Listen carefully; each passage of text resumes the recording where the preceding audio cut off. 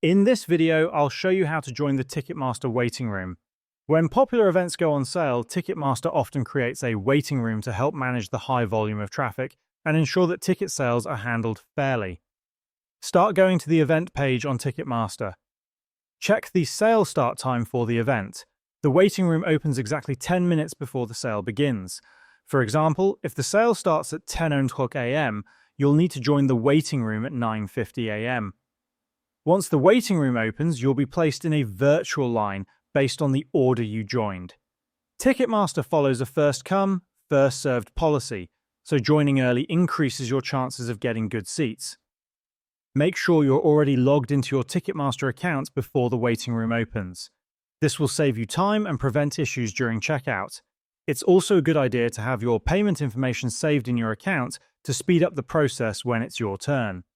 Once you're in the waiting room, avoid refreshing the page or closing your browser. Doing so will place you at the back of the line. If you're using a mobile device, make sure the screen stays active and doesn't dim or turn off, as this could also reset your position in the queue. When it's your turn, you'll be directed to the ticket selection page. Select the tickets you want and proceed to check out quickly.